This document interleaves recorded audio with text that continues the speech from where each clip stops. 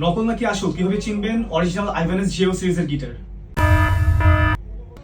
Hello বন্ধুরা, বিদ্যুৎ Bhuiyan blues and গিটার্স থেকে আজকে আমি আপনাদের সাথে শেয়ার করব কিভাবে অরিজিনাল আইভানেস জিও সিরিজের গিটারগুলো চিনবেন। আমাদের বাংলাদেশে এত পরিমাণ কপি গিটার পাওয়া যায় যে অনেকেই প্রতারিত হচ্ছে আইভানেস গিটারগুলো কিনে। সো আসুন জেনে নেওয়া যাক অরিজিনাল আইভানেস গিটারের। আমরা শুরু করবো এখন হেড স্টক থেকে। অরিজিনাল যে আইভানেস জিও সিরিজগুলো আছে ওগুলোর হেড স্টকে যে আইভানেস লেখাটা থাকবে সেটা খুব ক্রিস্টাল ক্লিন থাকবে লেখাটা, আর কপি যেটা আছে ওটা দেখবেন একটু ঘোলাটে টাইপসের লেখা। তারপরে হেড স্টকের নিচে দেখবেন এখানে ট্রাস্ট রডের একটা হোল আছে। হ্যাঁ, সো হোলের যে ক্যাপটা আছে ওই ক্যাপটা দেখবেন অরিজিনাল যেটাতে আছে ওইটার ক্যাপের মধ্যে আইভানেস লেখা থাকে।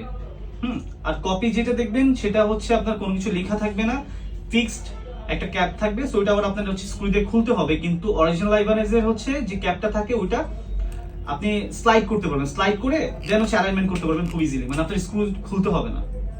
ওকে, তারপর আমরা চলে যাবো ব্রিজের দিকে। সো অরিজিনাল যে আইভানেসটি আছে সেটার ব্রিজে দেখবেন লেফট সাইডে আইভানেস লেখা আছে, বাট কপিটা কিন্তু লেখা নেই। সো ওয়েমিবারের যে সাইডটা রাইট সাইডে, সো লেফট সাইডে দেখবেন আইভানেস খোদাই করে লেখা আছে, আর কিছু কিছু মডেলের হচ্ছে আপনার স্যাডেলের মধ্যে আইভানেস লেখা থাকে। সো মোটামুটি এই দুইটা জিনিস যদি আপনি ক্লিয়ার হয়ে যান যে আপনার হেড স্টক আর হচ্ছে ব্রিজটা, তাহলে মনে করবেন যে ওটা অরিজিনাল আইভানেস। আশা করি এখন থেকে আপনার আইভানেস গিটার কিনে প্রতারিত হবেন না।